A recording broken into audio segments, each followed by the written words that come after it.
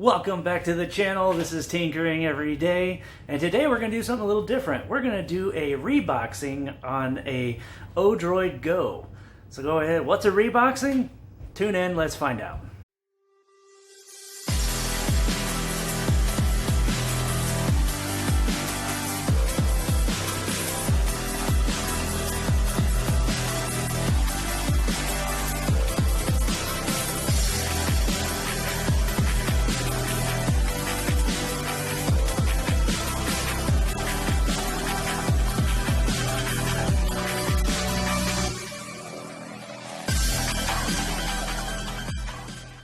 Okay, so what's a reboxing?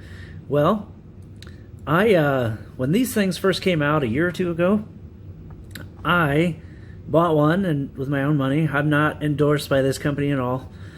But I think this product right here just embodies everything that I am into and what this channel means, what this channel embodies. Just that tinkering spirit, just take something, put it back together, take it apart, learn how to do that and what that means, and just the sense of accomplishment and learning something. So back to the story. I gave my buddies over at Everday Retro Gaming, I gave them one to do an unboxing and assembly video on their channel. That'd be a really good boost for their channel. They really like this little gizmo. It's a pretty cool thing. But anyway, so I'm going to do a reboxing, which is I'm going to take the unit that I built. I modified it a little bit. I'll show you. And then we'll do it in reverse order. Take a fully assembled, fully operational unit, take it apart, see what that's all about, and I'll show you what the box looks like, what this thing comes in. Okay, so here's our unit. This is the ODroid Go. Now, it's made by the company ODroid. They do single board computers and just little simple computing type devices. See this one? I have not updated this one. There was a new flash update for the BIOS. You could get, I can't remember which, it adds a couple of systems. It might be Atari and something else. But we've got Nintendo, we've got Game Boy Color, Sega Master System. I don't know if it'll focus on it. There we go. Game Gear. So there we go again in focus. Game Boy, Nintendo, Game Boy Color, Sega Master System, Game Gear. Now the Master System came out just before the Genesis. That didn't really gain much traction here in the United States. It's more overseas. There's Sonic Hedgehog and Sonic the Hedgehog 2. Of course, it's on the Genesis, it's beefed up. The hardware is a heck of a lot better than the Master System. So what actually got released on the Genesis that most people recognized was the first Sonic. Plays a heck of a lot better, looks a heck of a lot better. I'll give you a quick view. And it still looks really good. I mean, it looks really good on this.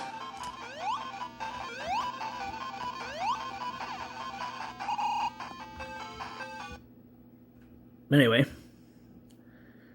so that shows you that this little baby computer device can play Sonic pretty darn well. Now, this doesn't support 16-bit systems, so the Genesis, Super Nintendo, I think the Master System is the most advanced as it gets, and Game Gear still was pretty advanced at that time. So, just be even, you don't get Genesis, you could still, they like I said, it did release Sonic, so you can at least play that, and there's a few good games on the Master System to check out. Anyway. Okay, let's take a look at this thing. There's their logo, ODroid. The ODroid is also a company like Raspberry Pi. They really encourage, tinkering, programming, learning how to do computers and hooking stuff up to them. And, like a little weather station is made to go up here so you can kind of program a little weather station and monitoring, humidity and temperature and all that fun stuff. But that being said, it has power ports up here. So I just took a red and RGB LED, red, green, blue LED, and wired it right in to the power ports there. So it just, cool little added feature. Just a little color changing light at the top, lets you know it's on if you didn't know already. Just a cool little addition. Kind of makes it look a little custom. But you can paint these. They come clear out of the box. It's pretty neat. Shows you all the inner workings of it. I'll show you what a what the Game Boy lineup looks like compared to this one.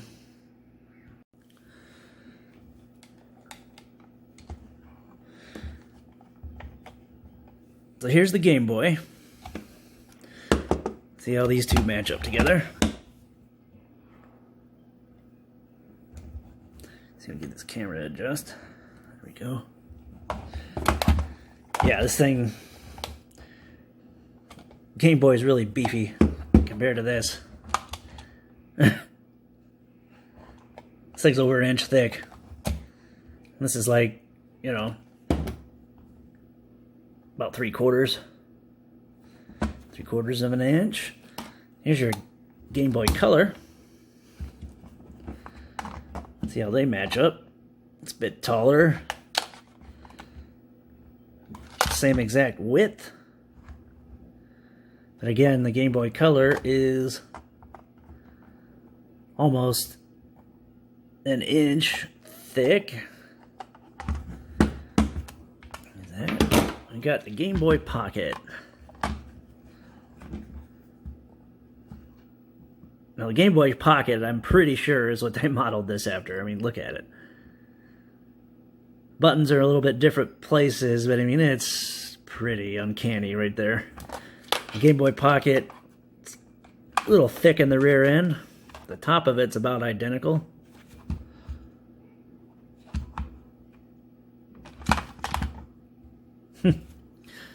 Yeah, so it looks like they pretty much modeled this after the Pocket, but as you saw,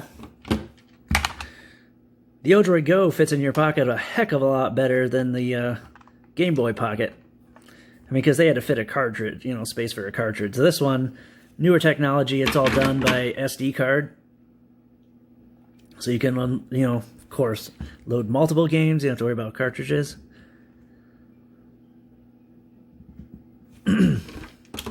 All right. There's a little screensaver it just went into. So it's got A/B buttons, D-pad, start, select, back to menu button, got a sound button.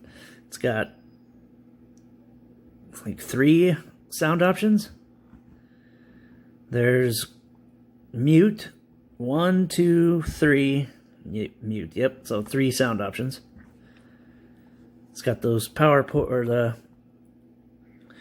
computer power and data ports at the top. Got the power switch on the side. Got the SD card slot. And your micro USB charging port. Pretty much all there is to the outside of this. All right, let's go ahead and shut her off. And get to the good part. Let's take it apart, see what's inside this thing. Even though you can already see through it. Let's see how it goes together. It comes apart. So we got 1, 2, 3, 4, 5, 6 screws there.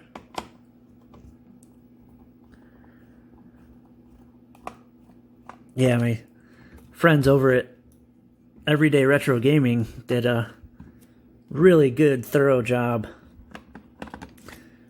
on unboxing and assembly. I'll link their channel in the description below so you can check that out. Those guys have been at this YouTube game a heck of a lot longer than me, and they're Adam. He's a photographer, media guy. He does amazing photography and videography work. I'm pretty new and have limited equipment, so my videos are only so good. So go check out their unboxing and assembly. You'll be blown away with what they did with this thing. But I just wanted to show you from my perspective of messing with one. Because it's just everything this channel embodies. Just the tinkering spirit. Take it apart, put it back together. Because I didn't have a YouTube channel at the time. Now I do, so we're going to play with one. Okay, so took the back plate off. And the cool thing is, the only tools you really need for this disassembly is just a little baby screwdriver. Phillips head screwdriver right there. Okay, I think that's our Wi-Fi adapter there. Now it says Wi-Fi, but it doesn't really have it for like what you'd think it would be for. You can't hook up and download games or anything like that. The Wi-Fi is for, I think, their weather station and communicating that way. You can look it up on their website, but I'll link that in the description if you want to check this out. But got battery there. Let's go ahead and disconnect that. Okay, and it just falls out of there. Pretty simple. There's a speaker that's in there. That hooks on the other side, and it says right on there, battery and speaker, right on the board. So that just comes out of there.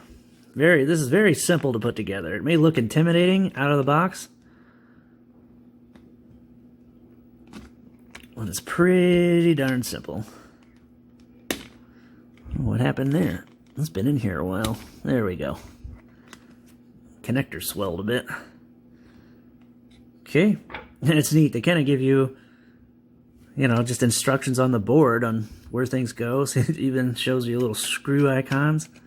Like, screws are here if you didn't see the screws. All right, on the take the ribbon cable for the LCD screen out. There's this little black retainer that goes up. Just pops straight out. And then that will enable the ribbon cable to pop out of there. Okay, looks like we just have 3 screws holding this thing on. I think that one might have been missing at one point.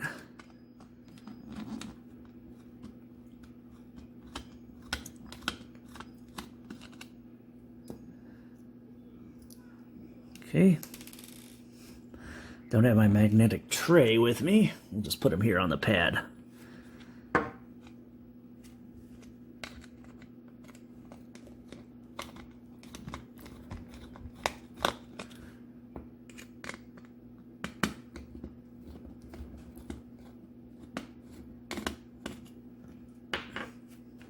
All right. Let's take the board out. There you go. The buttons just kind of fall into place. And there's the little LED I put on there. There's your touch pads for your buttons. Set the board aside. Okay. Now, to get this screen in, it's got adhesive on the edges of it. So once you put it together, you've got to take this adhesive protective strip off and then press it in place. I'm not going to take it out because it's kind of a one-fit deal, one-shot deal. I don't want to ruin it, but it gives you an idea. Screen in place there. Actually, just the front plate sticks on, and then the screen actually snaps into place. That's right, that's how it went. And then you got your rubber buttons. Take them out of the pack. And that's how you would put them in there. So we'll undo them. The D-pad just kind of slides in place. We'll drop that out. Pop these little buttons out. These only go in one way. Okay. Yeah, we'll just leave it. All right. There's our extra buttons. And our pins for doing other projects. So it plugs into the top of this thing. Put that back in the box. And take this, put this back in the box. Then take the circuit board, wrap it up. Put our buttons and everything, screws, battery, SD card. Put them all, wrap them all back up. Nice.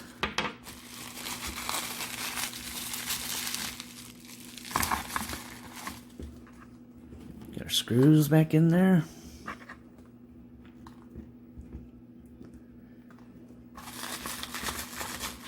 All right, got it all put back in the box. We'll shut the lid. And there we have it.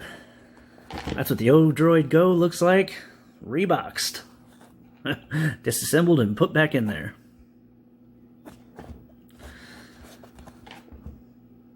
Okay.